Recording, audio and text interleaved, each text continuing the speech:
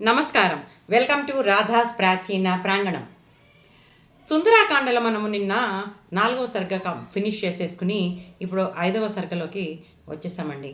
నిన్నటి రోజున హనుమంతుడు లంకా నగరంలోకి ప్రవేశించటము, అక్కడ ఉన్న రకరకాల భవనాల ఆకారాలని చూడటము, అలాగే ఇళ్ళని వెతకటము మనము తెలుసుకున్నాం.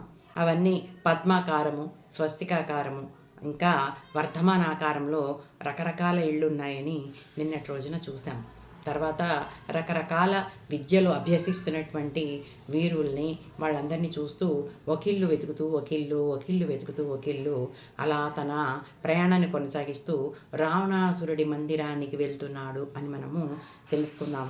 ఆ రావణాసురుడి మందిరం కూడా ఎలా ఉంది తెలుసుకున్నాం. బంగారు కోటలతోటి నిర్మించి ఉంది. ఆయన భవనం అంతా బంగారంతో ఉంది, చాలా శుభ్రంగా పరిమళాలు చల్లుతూ ఉంది అని తెలుసుకున్నాము. హనుమంతుడు మెల్లగా ఆ గృహ సముదాయంలోకి అడుగు పెడతాడు. అలా చూస్తున్నాడు. అలా ప్రయాణించే సందర్భంలో ఈ 5వ సర్గలో ఆ రోజు రాత్రి వాతావరణం ఎలా ఉంది అక్కడ అని వాల్మీకి మహర్షి మనకి కళ్ళకు కట్టినట్టుగా వివరిస్తున్నారండి. ఆ రోజు రాత్రి చంద్రుడు చాలా అందంగా ఉన్నట్టండి. ఆయనని ఎన్నో ఉపమానాలతోటి పోల్చారన్నమాట. హనుమంతుడు పుచ్చపువ్వులా పూస్తున్నటువంటి వెన్నెల వైపు, అలాగే చంద్రుడి వైపు చూశాడు. నక్షత్రాల మధ్యలో ఉన్నటువంటి ఆ చంద్రుడు గోశాలలోని ఆంబోతులా కనిపించాట. తన కాంతితో ప్రజలని చల్లబరుస్తూ శాంతింపజేస్తూ లోకంలో ఉన్న పాపాలన్నీ కూడా అతను తరిమి కొడుతున్నట్ట. లక్ష్మీదేవి మందర పర్వతం మీద ఉంటుంది. అయితే ఆవిడ సాయంత్రం పూట సముద్రంలో కనిపిస్తుంది, అలాగే పద్మాలలో నివసిస్తుంది. లక్ష్మీదేవి కళ, శోభ అంతా కూడా ఆ చంద్రుల్లో ఉంది అని చెప్తున్నాడు. ఏంటంటే ఒక రకంగా చెప్పాలంటే లక్ష్మీదేవి చంద్రుడు ఇద్దరూ కూడా మనకి పాల సముద్రంలోంచి వచ్చారు కదండి. నేను ఈ చంద్రుడి గురించి మీకు విపులంగా ఇతని జన్మ పుట్టుక మొత్తం అంతా కూడా నేను మీకు సప్తఋషులు అనే ప్లేలిస్టులో మీకు వివరించానండి. తప్పకుండా మీరు చూడండి. అత్రి మహర్షి కుమారుడుగా చంద్రుడు జన్మిస్తాడు, తర్వాత ఏం జరుగుతుంది తను అని చెప్పేసి మొత్తం అంతా నేను మీకు ఎక్స్ప్లెయిన్ చేశాను. అది తప్పకుండా వెళ్ళి మీరు అది చూడండి. ఆ సమయంలో చంద్రుడు వెండి పంజరంలో ఉన్న హంసలాగా, మందర పర్వతంలో ఉండేటువంటి సింహంలాగా, మదించిన ఏనుగు మీద ఉన్న వీరుడిలాగా ప్రకాశిస్తూ ఉన్నాడు. పరిపూర్ణమైన కళలతో ఉన్నటువంటి ఆ చంద్రుడు పదునైన కొమ్ములున్న వృషభంలాగా, ఎత్తైన శిఖరాలున్న తెల్లటి పర్వతంలాగా, దంతాలకి బంగారం తొడుగు వేసిన ఏనుగులాగా ఉన్నట్ట. రాత్రి గడిచే కొద్దీ మంచు తెమ్మరలన్నీ తొలగిపోయి చంద్రుడు చాలా స్పష్టంగా కనిపిస్తున్నట్ట. ఆ స్పష్టతలో కుందేలు గుర్తు కూడా కనపడుతోందిట. శిలాతలం మీద నిలుచున్న మృగరాజు సింహంలాగా, యుద్ధంలో ప్రవేశించిన మహాగజంలాగా ఉన్నట్ట. చంద్రోదయంతో చీకటి నశించింది.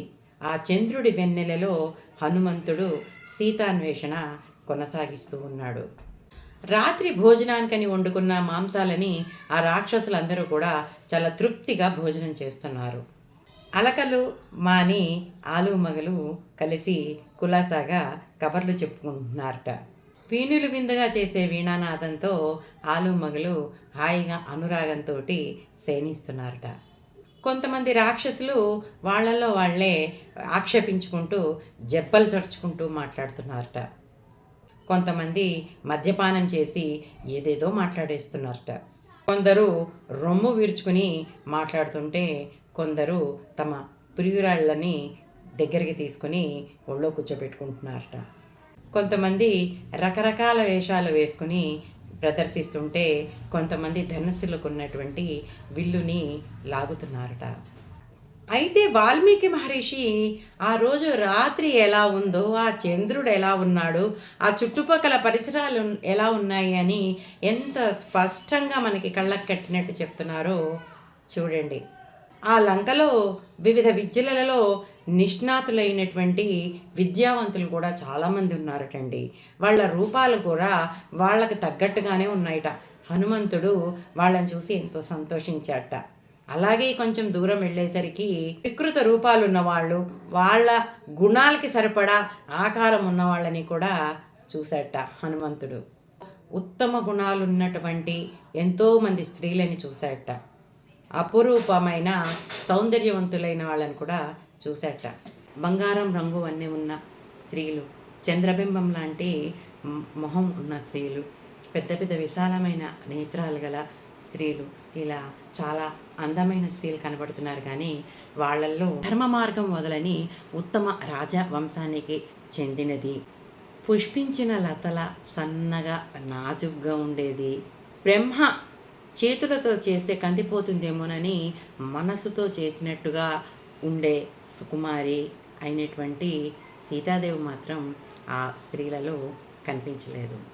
సీత సనాతన ధర్మ మార్గం మొదలని పవిత్రురాలు, రాముడి హృదయేశ్వరి, శ్రేష్టమైన స్త్రీలలో శ్రేష్ఠురాలు, రామ వియోగ దుఃఖ పీడితురాలు. ఇంతమంది స్త్రీలు కనిపించారు, కానీ ఆ ఇక్ష్వాక కుల వధువు కనిపించలేదు. కనపడని చంద్రరేఖల, దుమ్ము కప్పిన స్వర్ణరేఖల, గాయం మానిన సన్నని మచ్చ మిగిల్చిన బాణరేఖల, గాలికి తేలిపోయే మేఘరేఖల ఉంటుందని వర్ణించిన సీత మాత్రం తనకి కనపడలేదు. అంతా వెతికిన సీత కనపడపోయేసరికి కొంచెం సేపు దుఃఖాక్రాంతుడయ్యాడు హనుమంతుడు. ఈ సర్గలో ఎన్నో ఉపమానాలతోటి అటు చంద్రుణ్ణి ఇటు సీతాదేవిని పోల్చారు. తర్వాత ఆ రోజు రాత్రి ఆ హనుమ తిరిగే ప్రదేశంలో చుట్టుపక్కల వాతావరణం ఎలా ఉందో వాల్మీకి మహర్షి మనకి కళ్ళకు కట్టినట్టుగా వివరించారు. మిగతా విషయాలు వచ్చే సర్గలో తెలుసుకుందాం. అంతవరకు సెలవు.